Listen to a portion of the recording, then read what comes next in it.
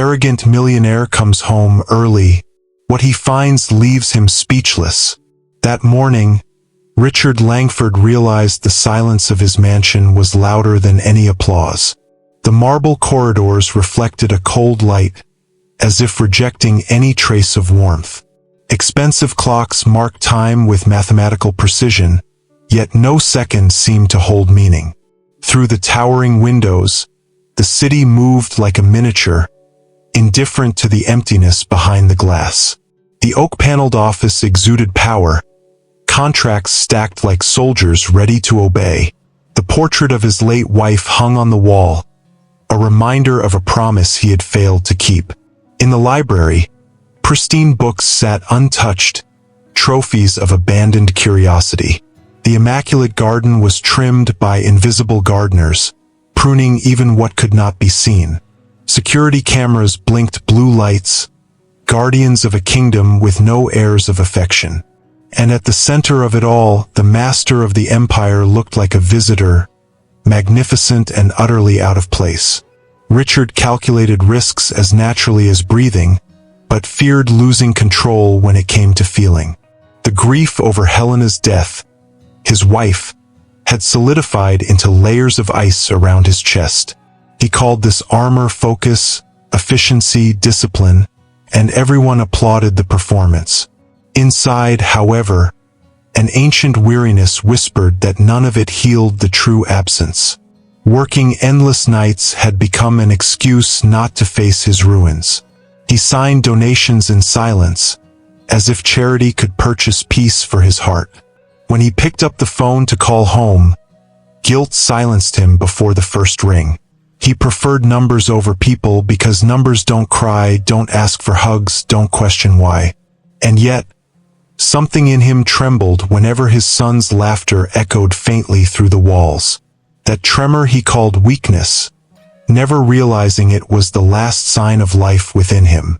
Noah, 7 years old, crossed the rooms with careful steps, supported by his small, colorful crutches. His bedroom was a private planetarium, with glow-in-the-dark constellations on the ceiling. He kept notebooks filled with impossible questions and drew rockets that always landed in the heart. He loved to hear stories, though he usually heard only the echo of his own thoughts. The photo of his mother on the nightstand seemed to smile whenever he named a star. When his father hurried past, Noah would lift his gaze, hoping for a minute that never came. The boy never complained, but collected silences as others collect seashells by the shore. Deep down, he only wished someone would see him fully, with both his strengths and his frailties. That morning, he felt something different approaching, light as dust illuminated by the sun. And destiny, patient as ever, prepared the first encounter that would redraw the map of that house. Noah had at his disposal a collection of toys that would dazzle any child in the neighborhood. Remote control cars, electric trains running on endless tracks, imported action figures, even a mini planetarium. But despite all the luxury, the mansion was far too cold to embrace his childhood dreams. The laughter from the street, where simple children ran barefoot, sounded like a distant melody. He watched through the window, leaning on his crutches, longing to be part of that world. The sound of footsteps echoed in the hallways, but they rarely came in his direction. The mirrored walls reflected only his own image, solitary and curious. The ticking of the clock was a cruel reminder that time passed without hugs. Afternoons stretched endlessly, filled only with the hum of appliances. And each new toy was just another lifeless object stored on a shelf.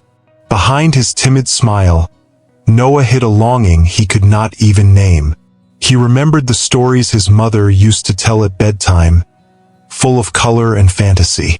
Now, when he closed his eyes, all he could hear was the clatter of his father's keyboard in the office. Richard believed he was caring for his son by ensuring comfort and security. But in the child's heart, what was missing was precisely what money could not buy. A gesture of affection, a firm hand to hold, a look that said, "I'm here with you."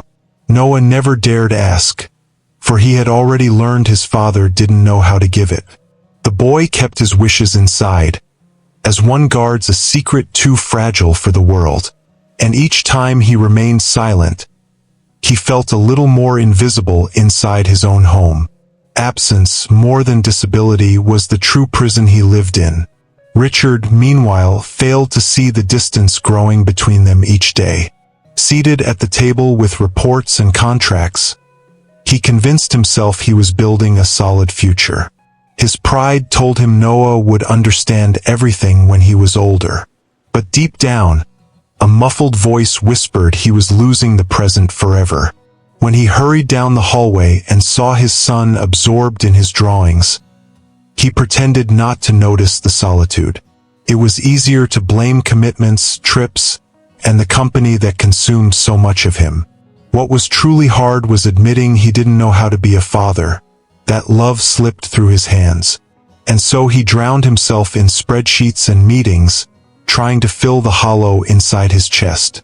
From the outside, the mansion's tinted windows reflected the image of a powerful man. But behind them lived only a father who still didn't realize how badly he was failing. The morning was gray, and the mansion seemed to mirror the weight of the overcast sky. When Clara Mendez walked through the gates, she carried a small bag of belongings and the hope of steady work. Her steps were discreet, yet firm, as if shaped by silent battles fought throughout her life. Her plain uniform contrasted with the Persian rugs and crystal chandeliers gleaming in the entrance hall. She looked around with a mix of awe and serenity, absorbing the grandeur without feeling diminished. In Clara's eyes was a rare calm, the fruit of resilience cultivated in difficult days. The mansion, so cold and lonely, seemed for a moment to breathe differently at her arrival. The older staff observed her from afar, curious about the new presence. Richard, however, saw her only as another functional piece in his empire of power. To him, Clara was invisible before she had even begun. When Richard appeared in the main corridor, his gaze assessed Clara as if cataloging an object. His voice, firm and distant, broke the silence. "Do your job, but stay away from my son." The words fell like a military command, loaded with a pride that needed no justification. Clara stood upright, responding only with a respectful nod. Deep down, though, she felt a tightness in her chest, not from fear, but from sensing the loneliness within that house. The millionaire turned quickly, returning to the meetings that consumed him. To him, Clara was no different from the chandelier or the table, just another detail in the mansion. But the mansion itself seemed to sense that something would change from that day forward. And destiny, invisible as always, had already begun weaving the threads of an inevitable encounter. Noah, meanwhile, watched the scene hidden behind his bedroom door, his curious eyes fixed on the discreet smile of the new maid. Unlike all the others, she seemed to bring with her a softness that brightened the air. The boy, leaning on his crutches, took a few timid steps toward the hallway. He saw Clara pick up her cleaning cloth and brush a strand of hair behind her ear. For the first time in a long while, he felt the desire to smile at someone. Even if he lacked the courage to approach, he sensed he had found a friend. Clara also noticed the boy's gaze, though she didn't dare return it immediately.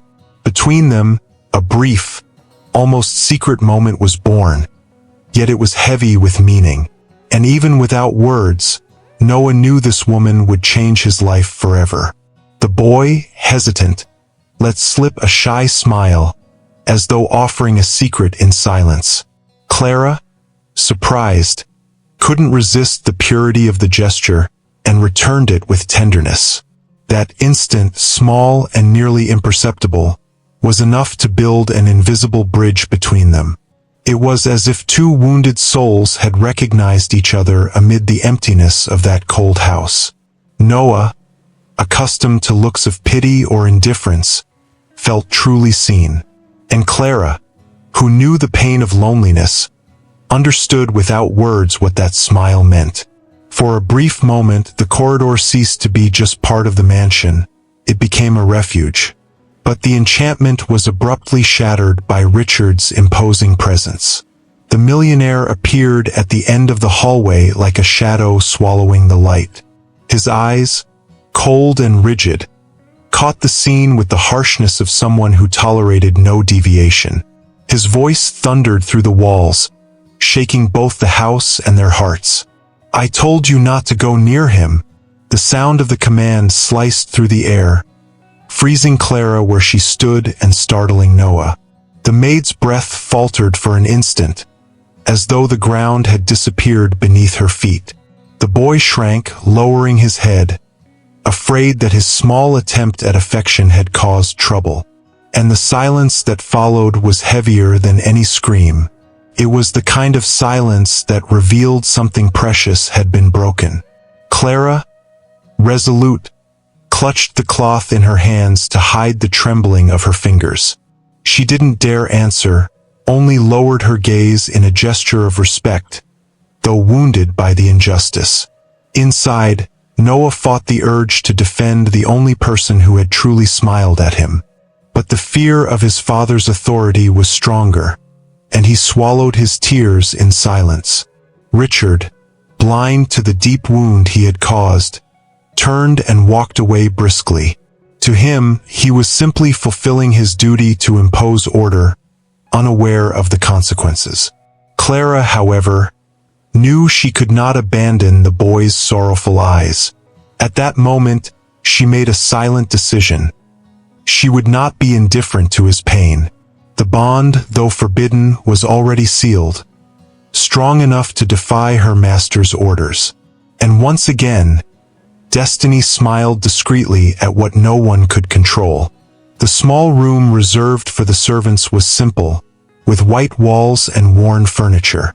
On the nightstand, a lit candle cast shadows that danced gently across the space. There, far from prying eyes, Clara allowed herself to collapse in tears held back all day. Her crying was silent, so others wouldn't hear, but deep, like an underground river. She didn't cry over Richard's shouting, nor over the fear of losing such a necessary job. Her tears fell because she recognized in Noah the same pain she had once endured. That loneliness in the boy's eyes was a painful mirror of her own past. And with each memory, her heart beat stronger, mixing compassion with determination. In that instant, the cold room seemed to warm only with the power of her inner promise. A promise that still guided her, even after so many scars. Clara had known the pain of absence far too early, when she lost her younger sister in tragic circumstances. That child, so full of life, had been taken by a silent illness that shattered her family. Since then, Clara carried within her a void no time could ever fill. But she also carried the conviction that no child should suffer the darkness of neglect. At her sister's funeral, she had sworn to herself never to let another innocent feel invisible. It was a vow made in silence, yet carved with fire into her soul. And when she saw Noah, fragile and forgotten in his own home, that vow was reborn. Destiny seemed to have placed this mission in her hands again, as a second chance. She knew she could not openly defy Richard, but she also could not ignore Noah. The weight of this secret made her tears fall heavier, yet also more liberating.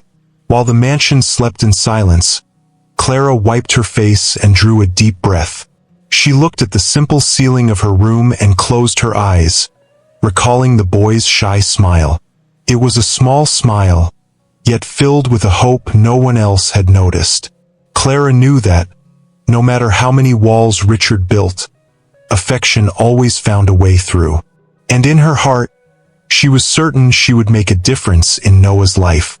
Orders, barriers, the risk of dismissal. None of that truly mattered. What mattered was the promise beating inside her, guiding her every gesture in silence.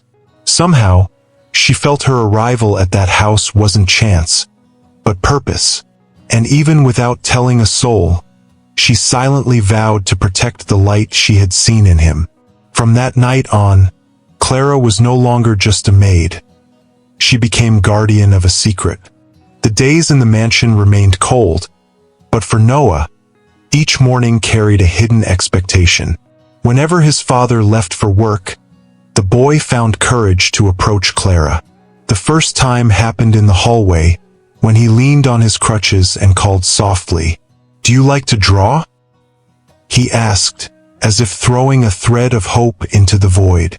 Clara, surprised, stopped what she was doing and smiled warmly. "Yes, Noah. When I was a little girl, I loved drawing the sky."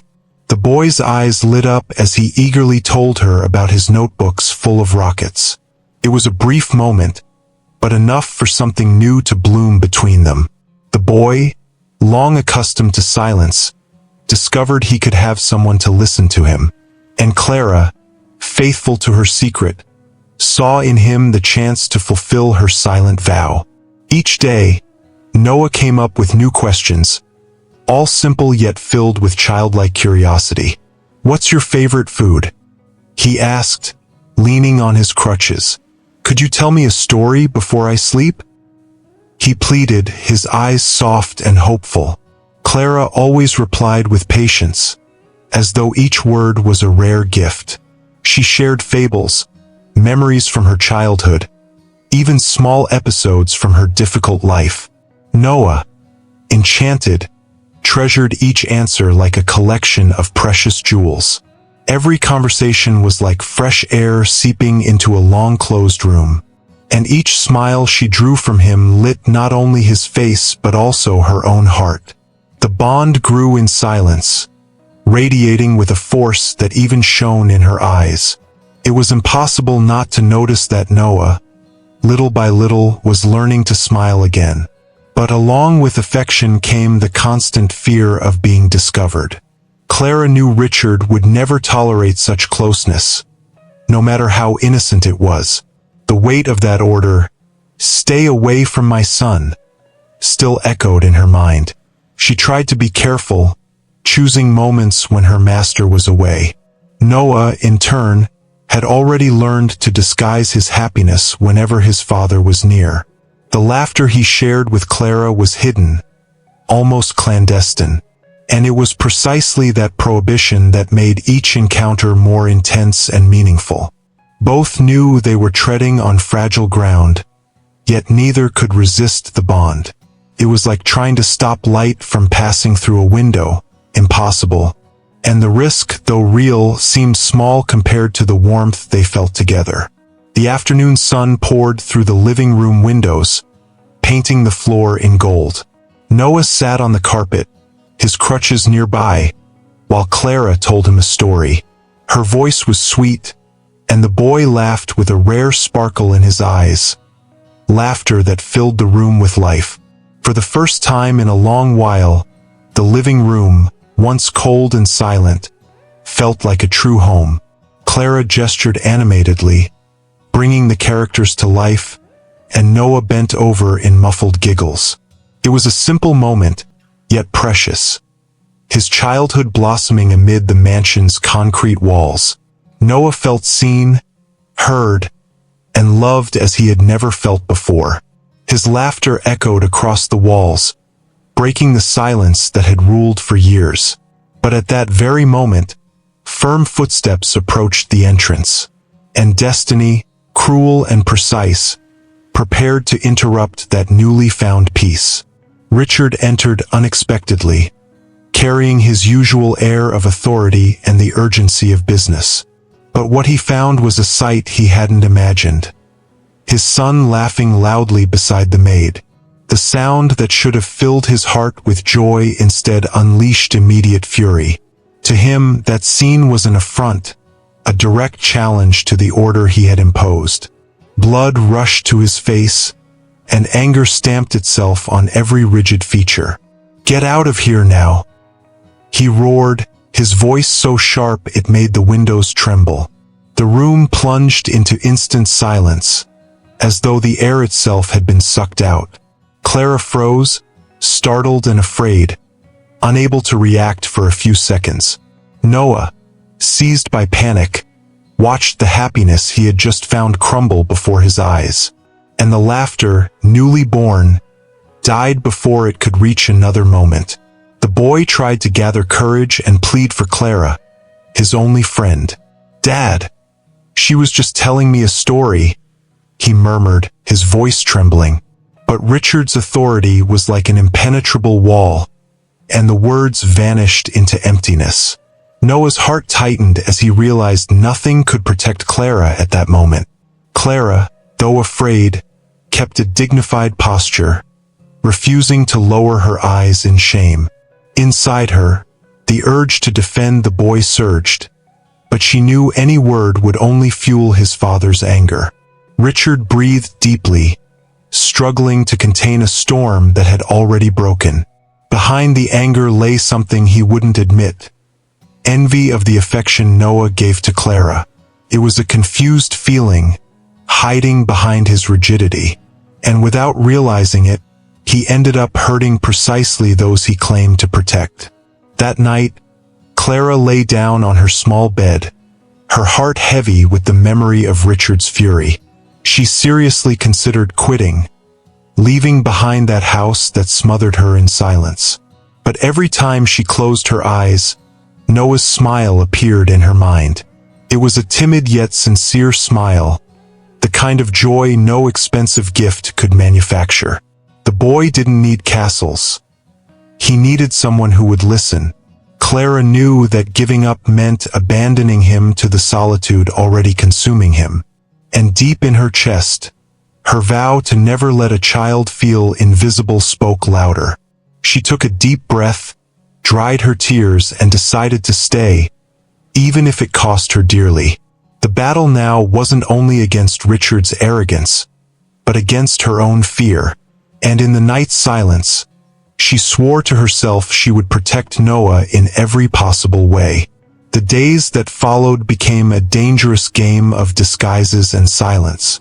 Clara measured every step, every look, every word spoken inside the mansion. She waited for Richard to leave for work before approaching Noah. The boy, in turn, had learned to hide his happiness whenever his father was near. They both knew they walked on thin ice, yet that only strengthened their bond. Each stolen conversation felt even more precious, like a sacred secret. They shared stories, drawings, dreams, and even soft, stifled laughter. Noah's heart blossomed with hope, finally feeling seen and loved. And Clara, though tired, drew strength from knowing she was fulfilling her quiet mission. It was as if each act of kindness were a victory over the pride that suffocated that house. Richard, though he wouldn't admit it, began to notice changes in his son. Noah's eyes looked more alive, as if he had rediscovered childhood. There were moments when the millionaire was puzzled by the boy's hidden smiles. But in his arrogance, he credited them to anything but Clara's presence. He preferred to believe that toys and expensive doctors were enough for Noah's well-being. Yet somewhere in his conscience, a nagging doubt began to surface. Even as he tried to dismiss it, the image of Noah laughing that afternoon haunted him. It was like an open wound that hurt without healing, reminding him of what he had lost. Richard didn't know it, but he was already fighting his own internal war, a war between the pride that kept him rigid and the truth he feared to face. The mansion was silent at midnight when a muffled sound woke Clara in her small room. It was a faint moan, followed by a strange noise coming from the floor above. Her heart raced, and without hesitation she ran down the dark hallway to Noah's room. Opening the door, she found the boy flushed, his eyes half closed. His small body trembled with a high fever, and his breathing came in short, painful gasps. A chill ran down Clara's spine as fear flooded every part of her. She knelt by the bed, touched his forehead, and confirmed the blazing heat. Without a second thought, She grabbed the phone and called the family doctors for immediate help. While she waited, she held Noah's hand tightly, refusing to let him sink. And there, amid the panic, the promise in her heart renewed itself with even greater force. Time seemed to crawl. Each second stretched into an eternity. Clara dampened cloths in cold water to ease the fever, unsure if it would be enough. She spoke softly to Noah, telling stories to distract him from the pain. "You're going to be okay, little one. I'm right here," she repeated, trying to steady him. The boy's tired eyes opened for an instant, seeking comfort in her voice. He squeezed her hand with what little strength he had, signaling he wasn't alone. With every labored breath, Clara felt life slipping through her fingers. But she refused to panic. She knew Noah needed her steady. The distant sound of the doctor's cars finally brought relief to her chest. And in that moment, Clara knew she would do anything to protect this boy. Richard rushed in soon after, tie loosened, shock stamped on his face. What he saw paralyzed him.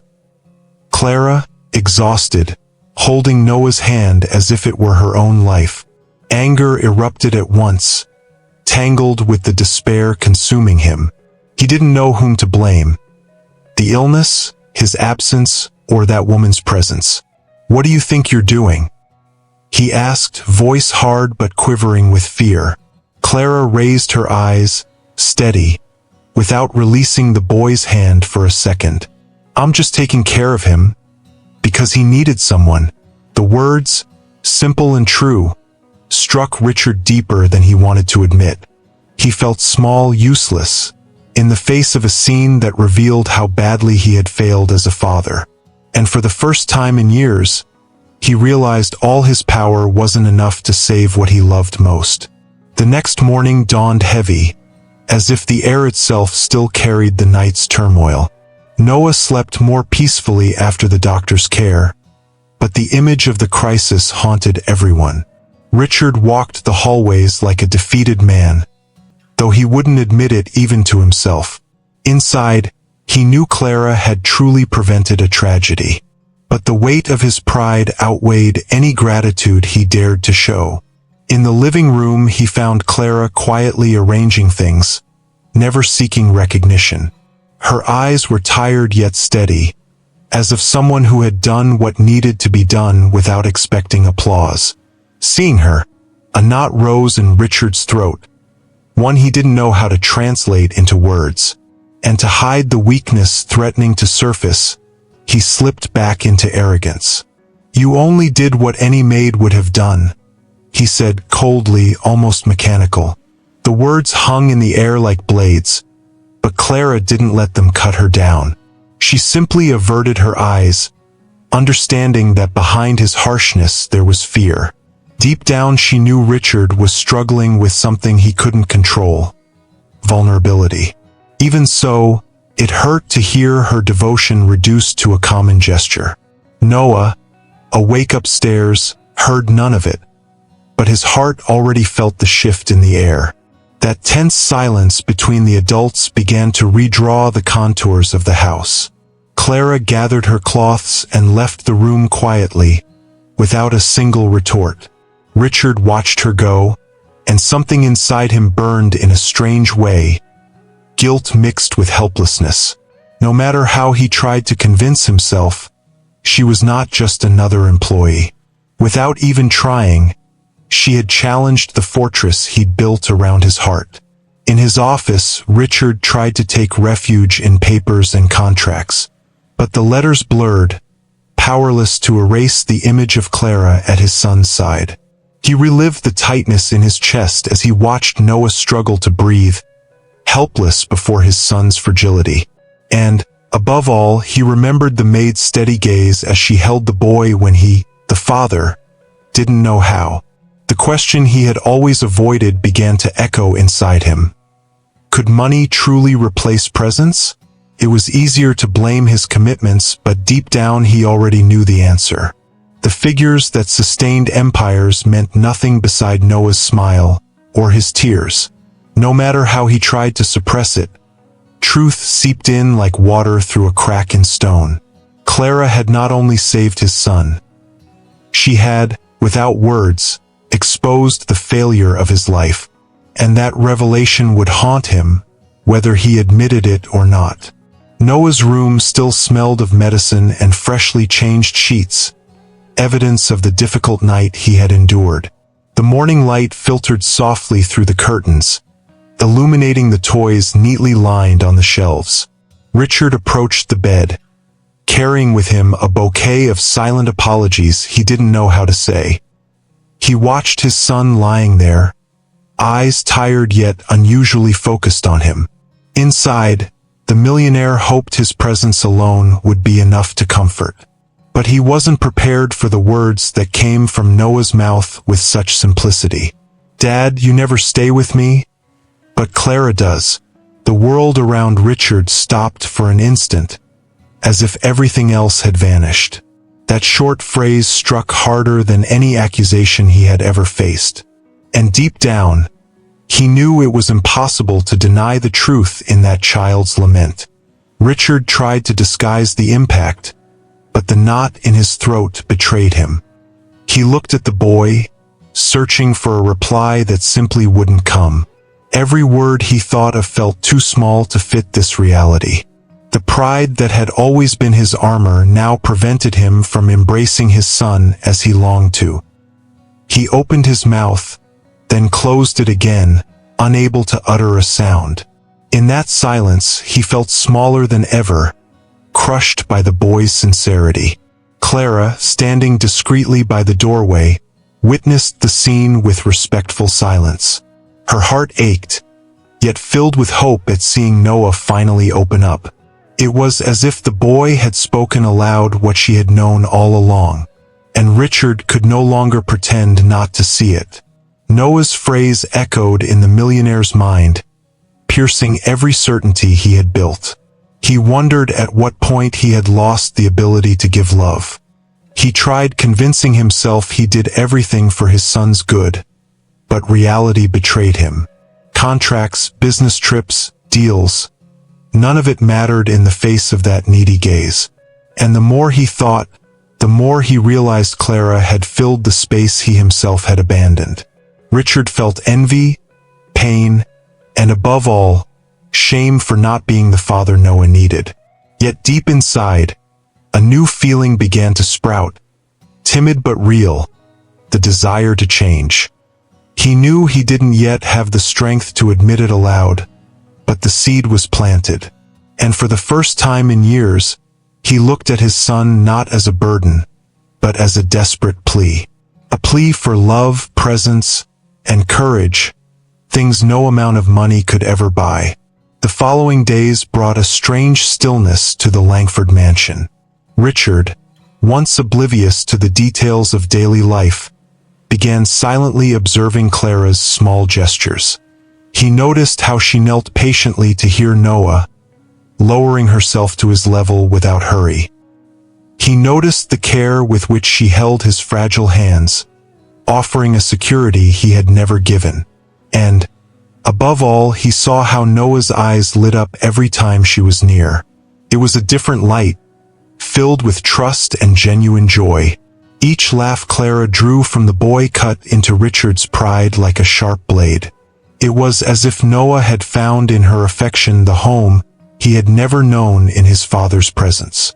The mansion, once cold, gained warmth only when that humble woman walked its halls, and Richard, powerless, began to feel the weight of his choices. Inside, the millionaire fought a painful battle against himself. Part of him envied the ease with which Clara won Noah's heart.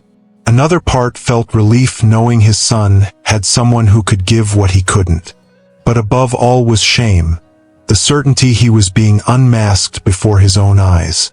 He realized that despite all his wealth and power, he had failed in life's most essential role. It wasn't million-dollar contracts that sustained Noah, but stories, hugs, and smiles. And each scene he witnessed was a cruel mirror reflecting a father who hid behind numbers. Richard began to understand that the coldness he cultivated didn't protect him.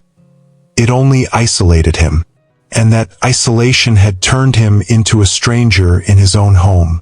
Clara, without knowing, was tearing down his thickest masks with nothing but tenderness.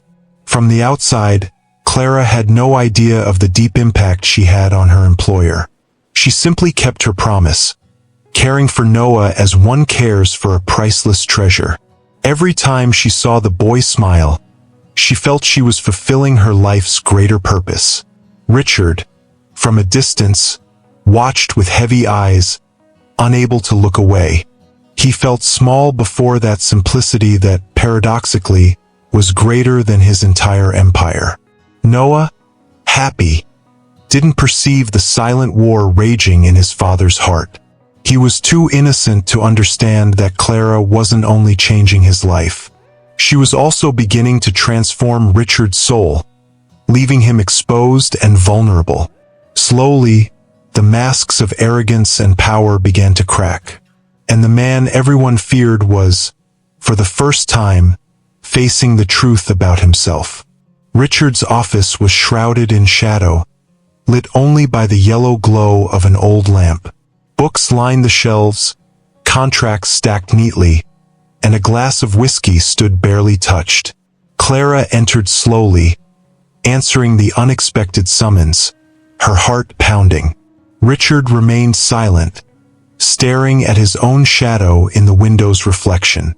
When he finally turned, his face carried both firmness and hesitation. His eyes fixed on her, and the words came like a sentence. "You've changed, my son, but I cannot allow you to cross boundaries. I want you to leave." The words fell like stones, ripping through the silence that filled the room. Clara stood motionless, as if the floor had vanished beneath her. The air felt too heavy to breathe, yet not a single tear fell from her eyes. Noah, hearing the conversation from the hallway, crept toward the half-open door. Tears welled in his eyes before he even grasped the full gravity of the words. To him, Clara wasn't just a maid. She was a friend, a confidant, almost a second mother. His young heart couldn't bear the thought of losing her, and sobs burst from his throat. He rushed into the office, clutching desperately at her dress. "Don't go, please," he cried, voice choked with despair. Richard watched the scene, torn between the rigidity of pride and the weight of guilt. He wanted to believe he was defending his authority, but he knew he was wounding his son. Every tear from Noah was a silent accusation, burning his conscience. And still, he stood firm in his decision, unable to take back his command. Clara, heart shattered, knelt before Noah and caressed his tear-stained face. She didn't promise to stay, nor did she say she was leaving forever. Instead, she whispered words of comfort, trying to soothe the boy's pain. Her gaze, however, fixed on Richard with quiet firmness. She knew she couldn't fight his decision without making things worse. So she rose slowly, summoning what little dignity she had left. She accepted in silence, though her chest was torn apart, knowing Noah needed strength, not despair. The millionaire averted his eyes, unable to face the depth of her sacrifice. At that moment, each of them bore a different pain, yet equally unbearable. And once again, the mansion sank into a silence that seemed to foreshadow greater tragedy. The days following Clara's departure turned the mansion into a tomb of silence. Noah, once lively with conversations and stories, now spent hours staring into emptiness. The toys that once gave him some comfort remained untouched on the shelves. Even his room, once brightened by colorful drawings, seemed dark and lifeless. His crutches lay forgotten in a corner, as the boy barely had strength to stand. Each smile that had been reborn vanished like a flame smothered by the wind. Noah refused food, avoided speaking, and wept quietly when he thought no one could hear. Clara's absence was a void no gift or distraction could fill. And soon, his physical and emotional progress began painfully slipping backward. The boy was fading before everyone's eyes, like a star losing its light. Richard, long accustomed to mastering negotiations and controlling destinies, now found himself powerless. He tried everything: renowned doctors, expensive psychologists, even new imported toys. But nothing brought a smile to his son's face. Nothing broke through that wall of sadness. Each failed attempt was a stab to his conscience, reminding him of his cruel decision. For the first time, he couldn't buy a solution. There was no figure that could fix it. He spent sleepless nights pacing the halls, consumed by anguish. The fragile sound of Noah's breathing was a constant reminder of his mistake. And the question echoed in his mind: how could he have pushed away the one person who brought life to the boy? The once ruthless millionaire now felt stripped bare before his own emotional bankruptcy. And for the first time in decades, he couldn't hold back the tears flooding his face.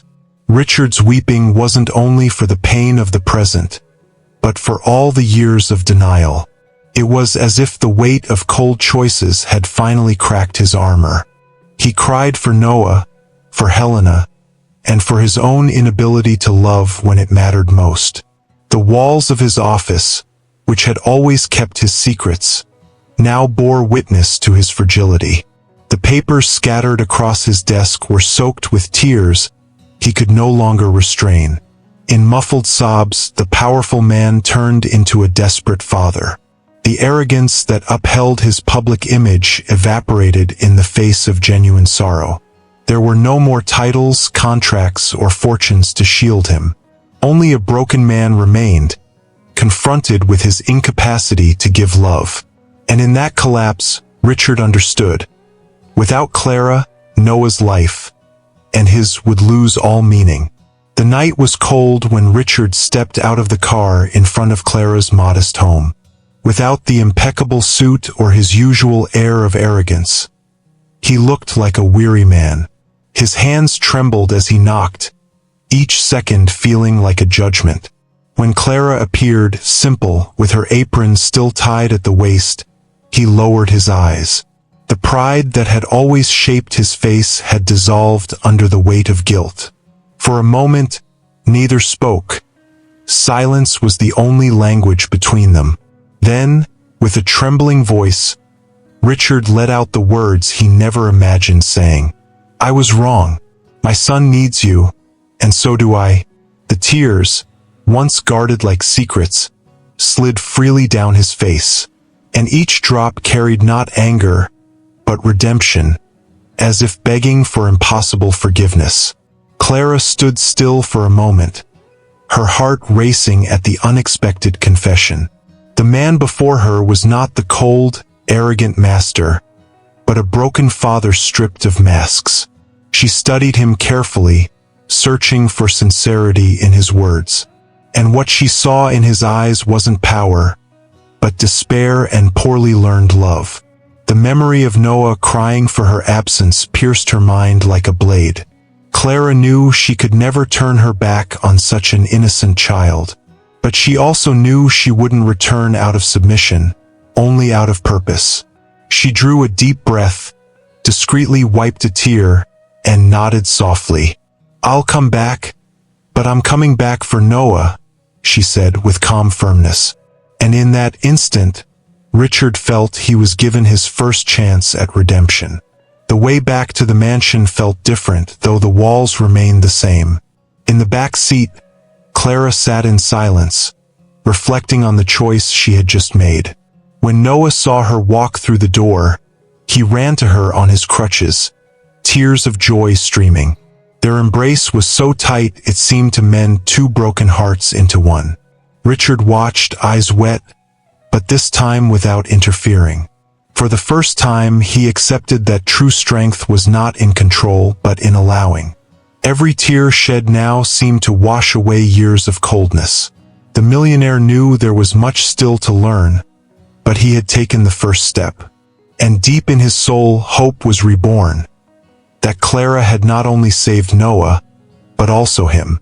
A new story was beginning, not of arrogance and power, but of love and humility.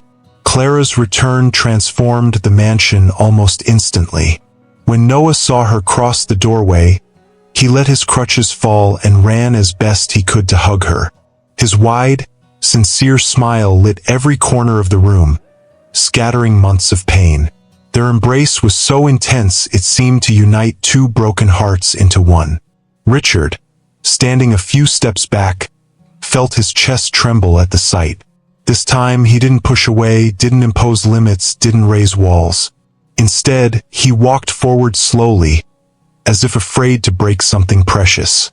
And without hesitation, he extended his hand, joining Clara's and Noah's into one. It was a simple touch, yet loaded with meanings no words could convey. In that moment, the mansion ceased to be just stone and luxury. It became a home. Richard discovered, with surprise, that no empire was needed to feel whole. No contract, no bank account, no applause in the world could replace that moment. The heart that had been hardened for years now beat with the vulnerability of an ordinary man. And paradoxically, it was in that fragility that he found his true strength. Clara looked into his eyes and, for the first time, saw not just her employer, but a father. The weight of the past did not disappear, but became fuel for a new beginning. Noah, smiling, held their hands tightly, as if he had finally found his place. The silence that followed wasn't empty, but full. It was the sound of a family being born from the ashes of pain. And for the first time, Richard felt truly alive. That day marked not only Clara's return, but the birth of a new life for them all. Richard was no longer the lonely millionaire, enslaved by pride and absence. He became, at last, a father present, vulnerable, capable of loving without restraint. Clara found not just a job, but a greater purpose. And Noah, the purest heart of all, gained what he had always longed for, a real family. Shadows would still exist, challenges would still come, but one thing would never be lost. Love, once suffocated, now flowed freely, transforming the mansion into a home of hope. Fate had shown, mercilessly, that the greatest treasure had never been money. It had always been in an embrace, a glance, and the courage to accept love. And so Richard's empire was rebuilt not in stone, but in affection. If the story touched your heart, don't forget to subscribe to the channel, turn on the notification bell so you never miss a new video, and of course, leave your like, because it really helps the channel keep bringing emotional stories like this. Thank you so much for your support.